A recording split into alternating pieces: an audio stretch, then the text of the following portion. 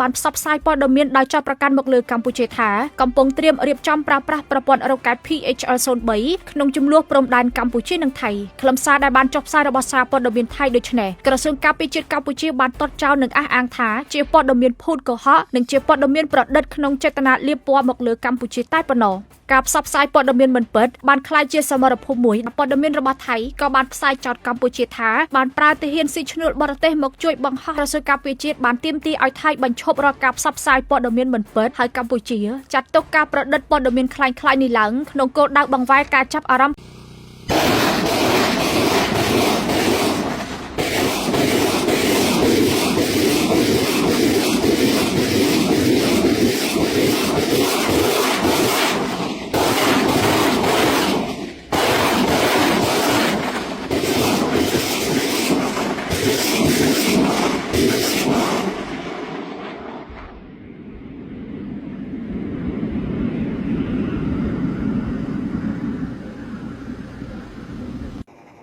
หมายสูงพี่น้องผู้ปกครองเขากูเกาะกันเนาะคำแรกก็ตรงมันอยู่คืนวันที่12เดือนธันวาคม12ปี2เฮงเศร้าฮะเขาขามาพบทมยากันในข่าวยามกลางค่ำกันเนาะคำแรกก็เข้าข่าวนอกเมืองมาต่อไต่ใครในพี่น้องผู้ปกครองเขาซื้ออันมีวาสนาเกี่ยวสงข่าวเงานอกเมืองหรือในเมืองกันเนาะวันนี้ก็เขาขาขึ้นมาด้วยแทงรองปางตึกเมืองไทยเลยกัมพูชาทางอีกหนึ่งครับเนาะยันเปว่ามันไปเย่าลงง่ายๆตั้งสองฝ่ายก็ตึกสืบเพิ่มเอ็นแหงเครื่องหลักหนักไหวทั้งไผ่ทั้งมันครับเนาะวันนี้ก็ได้เปลี่ยนอยู่วันที่6ยาวค่ะในปางตึกเขาตึกกันมาตั้งแต่มือวันที่7ครับเนาะในก็เฮียไทยเปลี่ยนปางตึกใหญ่ลงที่เตะครับเนาะในไหว้เสปางตึกกำผาลุมผ้าปอกกำสองยาวนั่นในไปตอนมีปางตึกใหญ่แต่นายเสปอกในครับเนาะในไทยเลยกัมพูชาในครับเนาะก็ในปางตึกใหญ่ปอกกำในมันเทียบตัดว่าเพอเดอยู่เพอเดกว่าเพอเดเป้เพอเดซุ่มเนี่ยมันเทียบตัดอันนั้นในครับเนาะก็ได้ทั้งภายไทยเขาได้ก็ในข้าดังปางตึก6วันในภายไทยเขายืดไรเตรียมได้ก็เปลี่ยนตั้งพวกเป็นจังหวัดสระแก้วก็จะเป็นน้องยากแก้วขนาดที่ในก็ยึดไรในตั้งหูปากเตรียมขนาดก็ในทางตีศรีสะเกษอันนี้ก็จะเป็นช่องจอมขนาดที่ในก็จะมีอยู่หลายพื้นที่ที่เขายึดไรเตรียมทวนขนาดก็ในทาง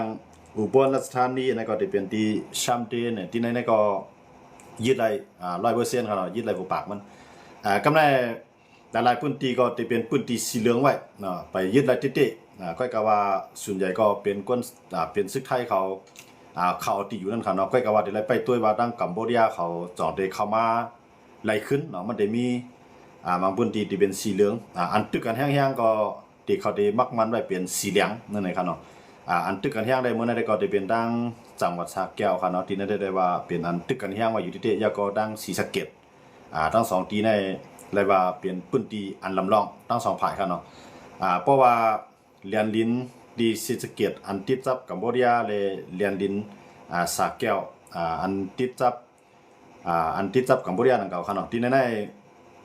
เพราะว่าภายเมืองยึดไรในก็ตีเปลี่ยนเลยว่าอันเปียปุ่นด้านการซึกนั่นขนาดเนาะแต่ว่าภายไทยเขาได้ก็เลยว่ายึดไรมาหลายพื้นที่นั่นเก่าครับก็ว่าอันลำลองมันเต้อันลองใหญ่เต้นั่นไปยึดไรตึกเข่งแข่งกันบางพื้นที่ก็ตึกเป็นสีเหลืองเสต่อสู้กันไปด้วยแนวทางมันอยู่นั่นขนาดเนาะอันนี้ก็ตาที่ยาวล่วงแล้วได้ภายดังพวกมาด้วยภายดังซึกไทยเขาได้ก็ปืนผ่าว่าตื้นมีเพียงการตัดอุปโภในครับเนาะต่อป้อถึงให้ซึกกัมพูชาในยอมยุกจอมปิวขาวในครับเนาะเพราะว่ากัมพูชายอมยุกจอมปิวขาวเสเลยอุปโภกันไทยก็พร้อมตอนตัดอุป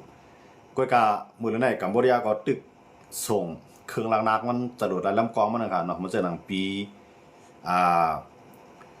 เหมือนเจ้าหนังเครื่องล้างนักPM21ครับเนาะPM21นี่ที่เป็นจรวดลายลำกองที่เป็นแซนเรียกครับเนาะอันนี้ก็มันจะมีอยู่หมอก10 ถึง 20 ลูกครับเนาะอันนี้เอาหมอก20 ลูกเขาจะเนาะต่อ1ลำนะครับมาด้วยกันนะก็ในอันมันห่างแค่นไว้ได้ก็อันที่ยื้อไหลไกลในมันจะมี PHL03 ไว้เลยมาที่เมืองเขครับเนาะที่นั่นน่ะจะยื้อไหลอยู่หมอกปาก30 ลัก เพราะปาก30ลักเนี่ยก็ตีไล่ยื้อมาถึงในตัวเมืองนั่นขนาดเนาะในตัวเมืองเหมือนเช่นศรีสะเกษในสาแก้วในหลายๆพื้นที่ครับเนาะต่อพอถึงโคราชครับเนาะว่าเขายื้อเครื่องโดนได้ครับเนาะ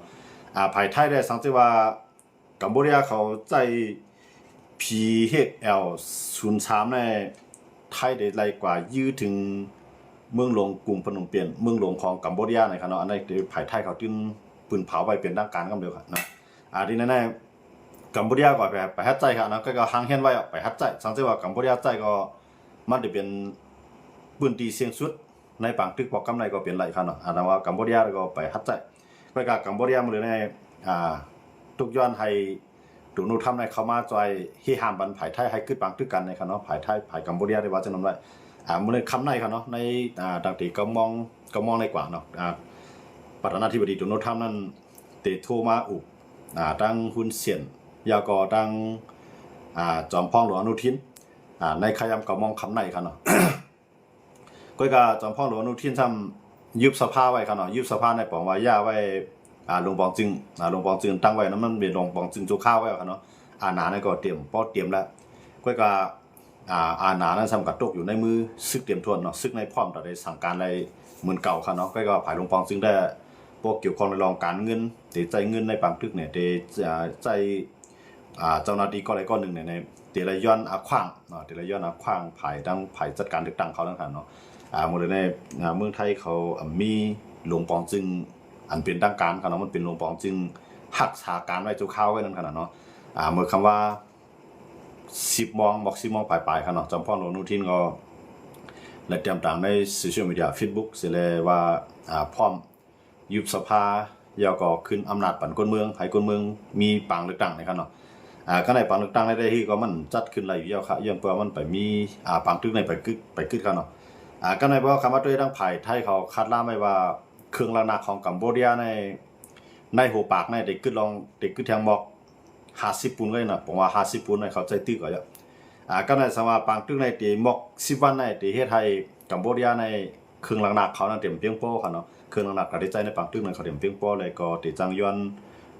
นอุกก็เป็นกว่าไล่ค่ะเนาะมื้อได้ก็เขาตึกทางว่าเขาไล่กัมพูชาในตีเขาตึกมีเฮียงต่อสู้อยู่ในข้าวยามมื้อเลยได้ก็ย้อนเปิดเขาถ่อมเขาตู้เขาปลอมเขาพังคำไรถ่อมเขาเป็นตี้มันนะครับเนาะเขาก้นมันจะหลังโลปองจึงเขาหลอกก้นซื้อเขาว่าเขาตึกในข่าวกัมพูชาเขาลาดว่าเขาตึกไกลซึกไทยในหมัดเจ็บกับซองเฮงปลายนะครับเนาะตายกว่าในนับโหเฮียงมันครับเนาะอันในเป็นซึกเป็นภายทั้งกัมพูชาเขาออกปืนเผาที่อย่างไรกัมพูชาเขาใจข่าวปลอมต่อก้นซึกเขาก้นเมืองเขาหลานในย้อนเปลือกเมืองเขานั้นเขากุ้มกำไรสื่อข่าวว่าก้นเมืองเขาก้นซึกเขาไรยินข่าวอันในก็ปองว่าเขามีแห้งใจนะครับเนาะตีมันได้ว่าตั้งอันเป็นตั้งการภายทั้งหลวงปองจึงเขาได้เขาฮู้ดีเขาเนาะว่าเขามีสังกัดต่อสู้ต่อไทยไรตีก็ว่าก็ยังซื้อเขามันก็ซ้ำมีนับโหเสียมันนั่นเนาะอันนั้นก็มันได้เฮ็ดให้ปังตึกในจังยืดยาวกว่าอะไรอยู่สิตาก็ว่าตื้อตั้งแต่ได้ปีนั่นได้กัมพูชาเขาตึกมีอะไรนั่นขนาดเนาะที่ว่าอยู่ที่ว่าตั้งภายไทยในตีเอาข้าวยำปอดอะไรก็คือเนาะข้าวยำปอดสิปีอะไรในขั้นดีนะครับเนาะมื้อเลยในปังตึกเขามาคารัง6 วันในอะไรว่าอันไทยเขาซิมอะไรก็มีน้ำเยอะครับเนาะอันไทยเขาซิมอะไรอันหลักๆมันได้มีหมอก3 ตีครับอันซิมอะไรดีๆได้ครับนะตีเลยตีเหลือเส้นนั้นก็ตึกต่อสู้กันท่องแท่งๆเนาะบางอันตึกต่อสู้กันแห้งๆก็มันจะนั่งตีสากแก้วเลยศรีสะเกษเนาะ2 ตีนั่นได้เลยว่าเป็นอันตึกกันแห้งอยู่ครับเนาะแล้วก็ตั้งจังหวัดตราดเนาะตราดได้อันนั้นก็เลยว่าตึกกันเปลี่ยนอันแห้งไว้อยู่เนาะตราดนั่นมันเป็นเมืองป่างเมืองเปียงมันใจเมืองอันมีคุยมีร้อยต่อให้ไทยเขาซิมไรในไทยก็พัดอยู่ในพื้นที่ครับเนาะย้อนเพื่อว่ากัมพูชาเขามีจรวดลายลำกองนั้นนำแห้งน่ะเนาะอันนี้ก็เขาได้ใจจรวดลายลำกองนั้นยื้อใส่แล้วก็ปากตั้งเฮ็ดให้ซึกเขานั้นขึ้นเขามาซิมที่อยู่ลอกลายเขาว่าขึ้นมาด้วยลอกลายแผนการตึกของซึกกัมพูชานั้นเขาเฮ็ดจริงหลายในเขาได้เอาเครื่องบิน PM21เขานั้นครับเนาะเครื่องบิน PM21เขานั้นเขาได้ยื้อปากตั้งกว่าที่เขาก็เอาก้นซึกเขานั้นเขายึดที่นั่นนะครับเนาะก็ได้เพราะว่าเขายืดดันตาเนี่ยเขาได้ค่ายเครื่องเขานะครับว่าเขาค่ายในไทยเดียวเครื่องบินให้กับปล่อยนะเขาได้ยืดดันตาเนี่ยขึ้นค่ายก็ในพวกไทยได้ขึ้นเขากับซิมเขาได้ขึ้นเอามาตั้งยาวก็ขึ้นยืดใส่ไทยให้เนี่ยไล่กัมพูชาเขายืดในมันจะว่าแบบยืดมันจะหนังล็อกไล่ยืดซึกกองโจรนั่นขนาดเนาะยืดแห่ เพราะว่าตันตาเนาะถอยเหมือนจะหนังหางซุ่มไว้เหมือนจะหางเตะซุ่มนะครับเนาะก็กำย่อมซุ่มพวกไทยเขาได้เขายึดบนตีเขาขึ้นเขามายื้อเอาเครื่อง BM ซาเวียตเขานั้นขึ้นมายื้อใส่ซึกไทยให้นะครับเนาะแต่ว่าซึกไทยก็เดี๋ยวมีลองลูซุ่มลองมัดเจ็บก่อนนำครับเนาะลองตายได้ก็ไปป้อมีนำเตะๆนะครับเนาะลองตายได้ก็ตึกนับหมอกหัวซิมันก็ได้ครับเนาะสังเกตว่าบางตึกอันนั้นยาวกว่าไทยเขาได้ลาดอยู่ว่าซึกเขาตายก็คือขันน้องมือเลี้ยได้เขาโดยเขาลาดเขาได้ไปลาดมันครับในขย่ำมือเลี้ยในมันเป็นในขย่ำปากตึกเหก็หนึ่งในกูย่างใจก้นซึกโตกนั่นขนาดเนาะตั้งไผ่กัมพูชาก็ในได้สภาวะการตึกกูเมืองนั้นมีไผ่ลาดมันในขย่ำปากตึกขนาดสังเกตว่าบางตึกในยาวลงกว่าในได้มันติลาดอยู่ว่าย้อนเบื้องนั้นมันหลุมมีกระสายเตี้ยนะครับเนาะมันจะหลังซึกตายกว่านึงก็ในขับปัน10 ล้านกระโดดไทยในขณะเพราะซึกเขาซึกขานเขาตายกว่านึงก็ขับปัน10 ล้านยาวก็ขึ้นจันบันแทงขนาดเนาะขึ้นจันบันก็บอกว่าตายก็ต้องมีเงินเดือนกินนั่นขนาดเนาะลูกหลานนางเมย์ไรนั่นขนาดเนาะไทยเขาได้มีเช่นนั้นได้ขนาดย้อนมาจะนั่นเลยตรงว่าปางตึกตั้งเมืองไทยในได้ก็ต่อให้เมืองไทยในข้ายาเมื่อเลี้ยวมีหลวงปองซึ่งอันเป็นทางการเนาะมันเป็นหลวงปองจึงหักษาการไว้โจข้าวในสิตาคออาณาซึกนั้นตึกเตรียมทวนตาได้เกียรติขีแผ่นดินวันเมืองเขาเนาะบอกว่าตึกเด10 ตึกกว่าข้าวแห้งหรอกครับนะตั้งไผ่ไทยเขาได้เขาดึงอำรัดหลายกำเขาได้รัดว่าปอกกำในให้เปลี่ยนปางตึกอันปอกลื่นสุดอันนั้นได้เปลี่ยนอะไรเป็นอะไรเต็มหูกันอันนั้นเป็นย่างตั้งยังอ่านกันเนาะเป็นเป้าหมายที่ตั้งวางไว้ให้เปลี่ยนปางตึกปองลื่นสุดมาเตใจปางตึกในยาวหลายวันก็ยาวเนาะหนึ่งข้าวยามปางตึกมันปอดในแค่นดีนะครับเนาะก็กระว่าหรืออะไรเป็นไผ่เป้นะครับเนาะเพราะว่ามันได้เฮ็ดจังได๋ติ๊กๆในก้นเมืองในได้ปลายก้นเมืองในปลายอยู่ปลายอยู่มีปางตึกอยู่ขึ้นเคียงกันอยู่เลยปลายเนี่ยนั่นคือก้นเมืองในเตรียมในปลายเที่ยงวันเมื่อน่ะกำในเคียงซึกของกัมพูชานั้นอันเป็นเครื่องหนักๆอันใหญ่อันหลวงเขาจะนั่นนั่นคือเตมีตาได้ลุกลามต่อเมืองไทยไรเนี่ยเมืองไทยก็ได้เอาเป้าหมายที่ในเซเลซิมเบียดมื้อในไทยในใจแผนการ1ปล่อยทรายขาวเนาะปล่อยทรายขาวอยู่ไว้ในเมืองกัมพูชานั้นแล้วก็ปล่อยลาวเทียมเนาะลาวเทียมในก็หาพื้นที่หาพื้นที่ตอนตาเขาตั้งตับไว้ดีแล้วยาวก็เครื่องหนักเขาไว้ใต้ดิน5ไว้เหนือดิน5ในเขาได้ซอกขาดีในก็ลอง1ขนาดที่ไทยก็ได้ใจกันนะยาวก็ใจดวนจอบซอกเนาะยาวก็เสียงหรือซื่อนะอันที่ไทยเขาวางแผนหมดเลยนะครับเสียงหรือซื่อในมันจะว่าหาทองได้ว่ามันอยู่ดีไรคู่ของผู้เขียนนะครับเนาะกับในเหมือนเจ้านางปาล์มน้ำมันนะอันปาล์มน้ำมันอันเด็กอันปืนตีอันตัดใจน้ำมันเสร็จเลยใส่เลือดใส่ก้าก็ดีเนาะอันตัดต่อต่างเส้นนึงนะอันไทยเขาก็ตีมังป้าเหมือนเจ้านางเลือกเป้าหมายปาล์มน้ำมันกับในเทียงเส้นด้านกว่าเนาะว่าเส้นด้านก้าว่าเนื้อคูนะไทยเขาในเขาตีมังไปจ้าในกันเนาะอันนั้นแหละเมืองไหนก็เหมือนกันหมดในบางตึกกันในกันนะว่าเมืองเหมือนเจ้าว่าเขาอยู่แดงแทงเมืองยูเครนรัสเซียมังกันบ้านในหนังรัสเซียเตรียมเข้ามาอะไรในยูเครนก็มังเป็ดโคเนาะมังเป็ดโคคำน้ำนะครับเนาะมังเป็ดโคมังเป็ดเส้นตั้งวางหมากเส้นในเขาได้จังนั้นมันจะหนังยูเครนครับเนาะก็ในรัสเซียก็เหมือนกันหนังยูเครนเตรียมจังต่อสู้รัสเซียอะไรลีนั่นในรัสเซียก็หายเวียดนามเนาะหายเวียดไฟที่ไรเป็นห้องไฟฟ้ายืดเวียดที่ไรเป็นห้องน้ำยืดเวียดนะเพราะว่าห้องน้ำในจังกันในก้นเมืองก้นในเพราะมันมีน้ำก็หยาบเขาด้วยเนาะเอาหายเวียดนามตีไรตีเป็นน้ำคำชื่อว่าน้ำชื่อว่านองลงคำชื่อว่าพายแบบเขื่อนมาเช่นนั้นแหละคำป้อมมังกันก็ยังภาษาเช่นนั้นว่าเป็นเขื่อนน้ำในป้อมมังมันได้ทมเมืองหาเนาะมันได้ทมก้นเมืองได้พิษเบืองในปางตึกอันเขาอันรัสเซียเขามังเวียดนามอันในเขาอยู่ในเตียงกันนะอันรัสเซียเขามังเวียดนามนั่นเขานำหมายถึงน้ำกินกันเนาะมันเช่นว่าห้องน้ำป่าเขาห้องน้ำป่าห้องน้ำกินเขาในเขาไว้ทีละลูกทีละมาเขาได้มังเวียดดินันเขาเนาะอันนั้นก็ให้ก้นเมืองในหยาบร้องน้ำก็ในหายเวียดไฟเนาะไฟในมันตีเฮ็ดให้เฮาหุงข้าวหุงผักในเฮ็ดให้เสียงมันเฮ็ดให้ไฟเฮาคือเลี้ยงมาเนี่ยอันนั้นก็เฮ็ดให้เฮามีน้ำอุ่นใส่ตื้อเนี่ยนั่นในข้าวกัดนั่นหั่นเนาะจังว่าจังในรัสเซียเขาหายไปหมดหั่นเนาะยูเครนเขาในนำเอาไฟตัดที่เฮ็ดน้ำอุ่นนี่ก็มีหั่นเนาะก็เลยใจพื้นเนาะก็เลยใจพื้นเหมือนเมืองเฮาเลยหั่นเนาะมันเป็นจังนั้นอันตัดได้ต้มน้ำตัดได้ต้มน้ำเนี่ยเพราะว่ามีไฟฟ้าในมันดูได้ต้มเขาเนาะมันมีเครื่องเฮ็ดไฟเครื่องเฮ็ดน้ำอุ่นเนี่ยมันมีไว้คั่นเนาะจังว่ารัสเซียในเมืองเขากัดน่ะยูเครนกับรัสเซียในเมืองเขากัดเขาก็เลยใจร้อนในมังมื้อในไทยในก็กะไล่นั่นก็เนาะมังเวโครงสร้างของว่าโครงสร้างนั่นกันเนาะอันไรเป็นเส้นต่างแต่ได้ต่อต่างก้นซึกเขามันก็มักกว้างเขาไทยก็เลือกมังเวทเอาเครื่องบินในปล่อยลงเวทยาวก็ตีมาเส้นอะไรในไทยเขาในหันหมดเราคันในเขาย่ำเหลือเขาได้ด้วยนาคอมพิวเตอร์เขานั่นกันเนาะเขาได้ใจ GPS จังได๋แล้วก็ติดตามเนาะแล้วตั้งหลาวเทียมตั้งแสงเขาลิงก์อยู่กันหมดได้ในคั่นเนาะอันไทยเขาต่อสู้ในคั่นน่ะเลยว่าเอาเครื่องเทคโนโลยีเข้ามานำว่ากำในกัมพูชาก็อันกัมพูชาได้รับมือต่อไทยแล้วได้มื้อเดียวได้มันมี มันมีPM21เนาะ PM21เด้ออันนั้นจะเป็นจรวดระดับกองครับเนาะแล้วก็จะมีPHL03เนาะ PHL03นั่นจะเป็นจรวดครับเนาะจะเป็นจรวดก็เป็นเส้นใหญ่นั่นครับเนาะอันนั้นยืนเลยหมอกปาก30ลักเนี่ยอันนั้นได้เข้าไปฮัดใจครับเพราะว่าเข้าใจมาปุ๊บในไทยได้ยื้อใส่เมืองหลวงพนมเปญในไทยในลาวไว้จังได๋ครับเนาะสังเกตว่าสังว่าเขายื้อมาเมื่อใดก็บอกว่าเป็นตีเสียงสุดของกัมพูชามื้อนั้นอันนั้นเขานั่งเขาก็ไทยเนี่ยเขาก็ไม่วางใจเขาครับสังเกตว่ากัมพูชายื้อมาปุ๊บใน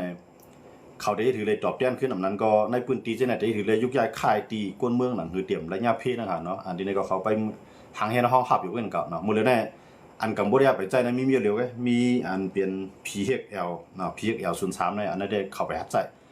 พอเข้าใจมาปุ๊บในไทยก็ได้ไทยได้ด้วยว่ากัมพูชาใจเครื่องแห้งมาก็คือไทยได้แห้งหรือนั่นเนาะไทยได้จังนั้นมันจังนั้นเพราะว่ากัมพูชาเอากล่องอากาศแม่กวดได้มามังก็ได้ก็ไทยก็ขึ้นเอากล่องอากาศแม่กวดในหมอทานในมังที่นี่มันได้เป็นจังนั้นก็ในพวกเขาเครื่องลงเขามาในไทยก็เครื่องบินหายที่นี่มันเขาได้กว่าจั่นกันเนี่ยยุคเป็นจั่นในขนาดที่ว่าอยู่ๆได้กับมังเลียวเป็นหมดอะไรมันกลมไรครับย้อนมาสั่งไหนมันติดพิษปักเปิงวงการจึงเมืองเนาะกฎหมายระหว่างประเทศเนี่ยมันมีมันคุ้มครองไว้อยู่ย้อนเมืองกัมพูชาก็เป็นเมืองเขาในจัดจึงภาคเมืองนึงนะครับเนาะไทยก็เป็นเมืองอันเขาเมืองในจัดจึงภาคเมืองนึงว่าไทยในเฮ็ดป่วนเปลี่ยนอาราเนี่ยจัดจึงภาคเขาจะเอาตั้งพิษต่อไทยเนาะอันนั้นก็จังมีไทยนั่นครับเนาะอำว่าการกล้าการคายเนี่ยอำว่า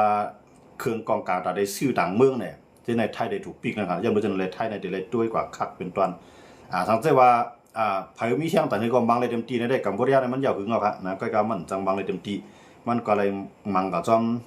เป็นคักเป็นตอนมันนะครับเนาะอันนี้ได้อยู่ที่ว่าตัวโน้ตทำได้ต้องเต็มมีค่า2กอกกันได้ในคำขึ้นไหนครับเนาะเพราะว่ามาด้วยไผไทยนั่นได้เรียบเตรียมถ่อมนะถ่อมในก็มันได้มี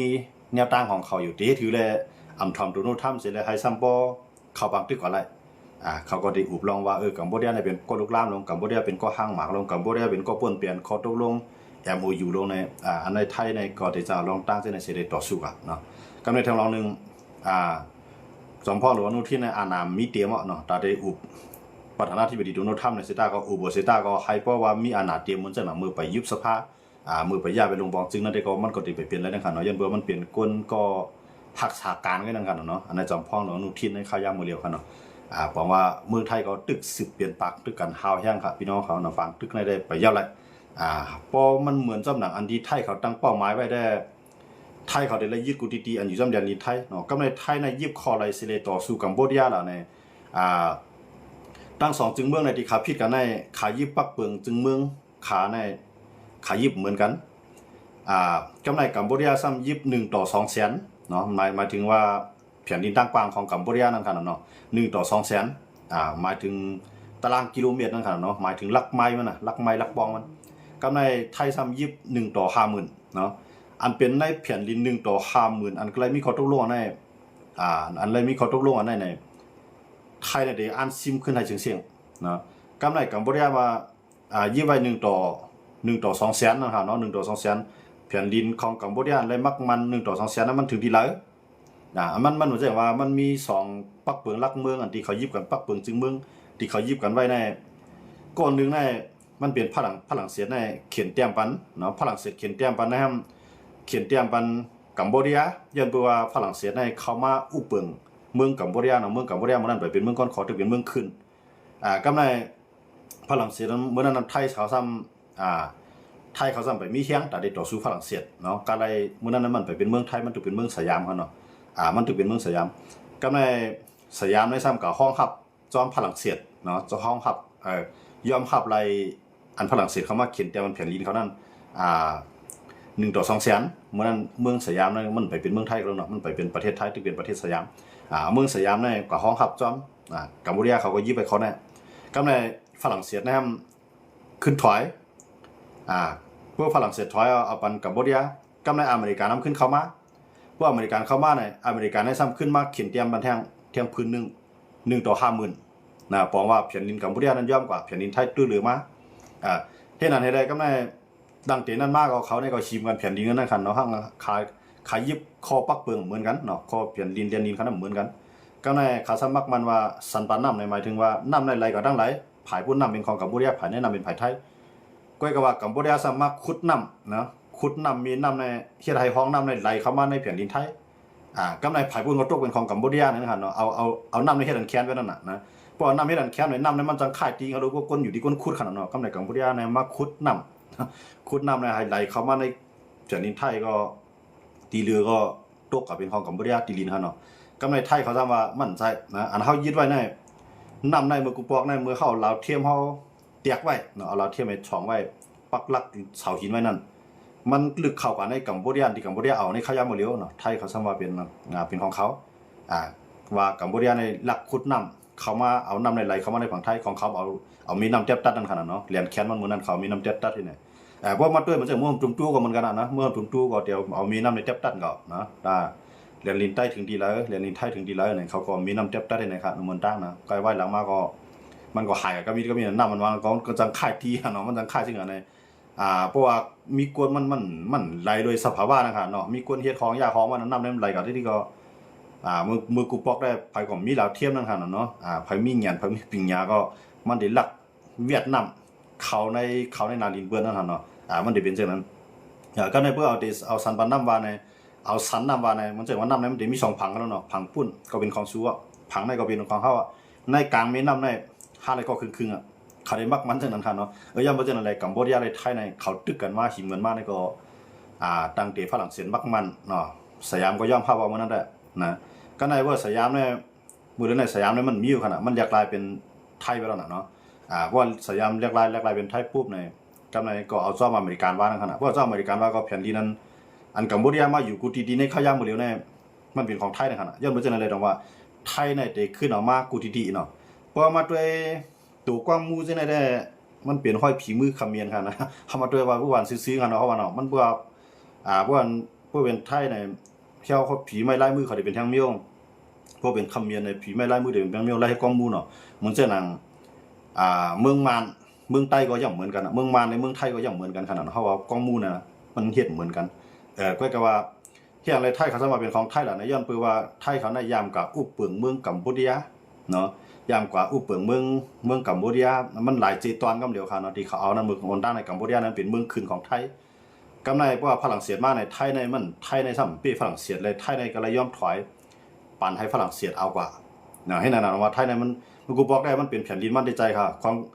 งเตียว่ามันเป็นผีไม้ลายมือคำเมียนเฮ็ดเอานั้นได้ใจย้อนไปทางนั้นเพราะไทยก็ยึดนาดินนั่นก็ของมันแจกพระเจ้าคือเขาเนาะเจ้าคือมันเจ๋งคำเมียนเขาอยู่ในผังไทยเขาก็เฮ็ดกองมูขึ้นมาใจเป็นผีไม้ลายมือคำเมียนก็ว่าอยู่ภายใต้อุปเปิงพ้องกำของไทยนั่นขนาดเนาะมันเจ๋งเขาอยู่แดงก็มันเจ๋งหนังใต้เขาก็เฮ็ดไว้ในเมืองเขียกองมูนั้นเป็นกองมูใต้แน่นอนเนาะก็ขี่เขาอุปเปิงค่ะนะแต่ว่ามันเป็นเจ๋งหนังกันในอยู่แดงค่ะเนาะกำไรมันก็ตอนหนังนั้นก็ใต้มันก็ได้รัดว่าไทยเขาก็ชิมของกัมพูชาอยู่จังนั้นจังไหนเนี่ยมันใจว่าไทยกับชิมครับเพราะย้อนเบืองคำเมียนนั้นยามเป็นเมืองคืนของไทยเนาะเหมือนจังจื้อเจเวียงเขาบางตีในยังตึกเป็นจื้อไทยอยู่ครับเนาะก็การจื้อในเมืองไทยในบางตีก็ยังเป็นจื้อคำเมียนครับย้อนเบืองในพวกไทยกับอุปเปิงไทยก็ได้ต่างจื้อวันจื้อเวียงเป็นจื้อของไทยนั่นขนาดเนาะกำในเมื่อฝรั่งเศสมาอุปเปิงในหลายตีหลายตั้งก็มันก็เป็นจื้อของคำเมียนนะจังว่าในเมืองไทยก็มีจื้อคำเมียนในเมืองคำเมียนก็มีจื้อไทยเนาะกำในกองมูนั้นมันผีไม้ลายมือลายเฮ็ดลายช้างได้มันออกเปลืองห่างของคำเมียนย้อนปือกวนคำเมียนในก็เฮ็ดช้างกวนคำเมียนก็เฮ็ดช้างก็กกวนคำเมียนอันเฮ็ดช้างนั้นมันเป็นกวนคำเมียนอันอยู่ในเมืองไทยเนาะเหมือนจังหวัดสุรินทร์ในมันจื้อเลยจังหวัดสุรินทร์เข้ากับในนั้นในเป็นคำเมียนหมดอะครับนะก็ว่าเขาเลยจื้อชาติไทยหมดอ่ะมันจะมีอย่างสอนจื้อว่าเมืองไทยผู้กับด้วยในมีอย่างสอนในส่วนใหญ่นั้นเป็นใต้ครับอันนั้นเขาอยู่แดงกันนะก็ใต้เขาได้เฮาเลยชีมันทั้งเฮาเลยชีมันทั้งไทยสังของเฮามีเมืองก้อนขอขนาดนะสังเขามีเมืองก้อนขอได้ใต้เลยไทยในเขาได้หิมกันนะเหมือนเจ้าหนังลาวเลยไทยเขาก็หิมกันเขาหลายพื้นที่เขาก็หิมกันอันนั้นเขาอยู่ในเตียงเลยเนาะก็ใต้ได้หิมไทยได้มีสังเนาะยังเป็นเจ้าไหนแต่ว่าในข่าวก็ได้อยู่ในเตียงว่าแห้งเลยใต้บางก็เลยถามว่าแห้งเลยไทยเขาในจีว่าสังว่าเจ้าไหนเป็นจีของคำเมียนว่าไทยสังว่าเป็นของไทยล่ะเนี่ยให้พี่น้องเขาหลายก็ได้เลยครับพูดว่ามันเปลี่ยนเมืองคำเมียนในกูบอกมันยามเปลี่ยนเมืองคืนของไทยเนาะมันยามเปลี่ยนเมืองคืนของไทยไทยในกับอุปเมืองกูว่าในไทยในอาณาจักรมันสูงเนาะอาณาจักรมันไกลนะมือปานสยามค่ะนะมันใจมือปานไทยมือเดียวกันเนาะมือปานสยามในอาณาจักรของไทยในใครว่ากว้างยาวไว้ขนาดตั้งเมืองต่อถึงเมืองมอนบนเมืองมอนก็มือกูบอกนะตั้ง จะเขาคำว่าหน้าเขาคำว่าแล้วคำพูดกันเนาะลูกของหน้าเขาคำว่าคำพูดก็กว่าตั้งไทยเนี่ยเขาจำใจกันเมืองดังกันเนาะเมืองนั้นในมอนเขาก็มีอาณาจักรนะเป็นเมืองอันมือปานเจ้าภาพให้เจ้าภาพมันก็เขาว่าเนาะมือปานเจ้าเมืองปานนั้นใจตื้อเปิงเจ้านั่นกันนะเมืองนั้นในไทยดังมอนเขาจะได้ก็จำกันมือเจ้าหนังไต้เขาจะได้ก็ในแผ่นดินใต้ดังเสียงในมันเป็นแผ่นดินสยามว่าซีมันก็เนาะมันเป็นแผ่นดินสยามก็สยามมันนั่นก็มันลูกตีใต้ได้มากค่ะนะสยามมันว่าเนี่ยฝรั่งเขาตาวันโตเขาห้องว่าสยามเนาะเต้มันเป็นเซียนนั่นค่ะแหละเป็นใต้นั่นน่ะเหมือนตั้งเนี่ยกวนยวนในเงามันเต้พอมาตัวในปืนมันไหนเขาห้องตูเก่าเขาว่าใต้ครับนะห้องใต้ยวนก้อยกาไทยเขามาอุบเปลืองนะเพื่อเขาลาลองในที่เวลาลองปืนในติ๊กต็อกก็บอกค่ะเนี่ยนะอันนั้นก็เลยสติอย่างค่ะว่าคาลาลองปืนลาลองไทยเราสั่งในกำลังในติ๊กต็อกในเด็กปิกแบบที่ลาดว่าเขาขาในสอส่วนยาเก้ามันเดี๋ยวว่าจะไหนต้องเข้ากันนะอันนั้นก็เพื่อเขาว่ากวางนาลาก็ทำถึงยับเบียนค่ะนะยับบอกนะอันนั้นก็เดี๋ยวมีปัญหาแต่ว่ากูบอกในว่าสยามเนี่ยเพราะไทยเขาว่ามันมีความหมายนะก็มันลูกตีว่าแชนนั่นแหละแชนมันอยู่ลูกตีตาวันโตเขาห้องเขานะลูกตีอังกฤษเขาห้องเขาเมื่อนั้นมันเป็นอังกฤษเขาฝรั่งเศสเขาก็รู้มีอาณาจักรเขาเนาะมีอาณาอันนี้ชิมแผ่นดินบ้านเมืองวันนี้กันนะก็ในลูกตีสยามในใต้เขาดึงห้องตัวห้องว่าใต้เรียๆนะก็กับบนห้องใต้เขาในบนที่ห้องว่าแซนเนี่ยกับในไทยเขาในที่ห้องแซนในเขาห้องออกเขาก็เลยห้องว่าสยามที่เตรียมเปลี่ยนอันเดียวไงนะมันเปลี่ยนอันเดียวก็ในไทยมันมีไทยมันมีนำติเต้เนี่ยมาไทยเนี่ยก็ว่าเขาละลายเผาละลายคือว่าเป็นเขาได้มันนำไงเนาะมันเจอไทยก็ได้ดังแต่อยุธยาสุโขทัยกรุงเทพเขาได้มีป้อนในขนาดเขาได้เต้งขนาดก็ว่าเขาซ้ำอ่ำแจกทางเจ้าคือเขาอันว่านั้นมีเฮาก็เนี่ยเขาใจกว้างมันไหนเนาะเมื่อกูบอกเขาไปเขียนแค่ในเขาว่าสยามสยามประเทศเนี่ยว่าไว้เสไทยในซ้ำขึ้นมาเขามาปิ่นเรียกลายแบบเนาะเฮาหลุดใจจื้อไทยมื้อนั้นกว่านั้นต่อสู้ใครจะให้เมืองไทยในขึ้นใจจื้อสยามเนี่ยมันมีนำล่ะก็มันออกมาอะไรนะออกมาปุ๊บก็ในมันเคยแจกให้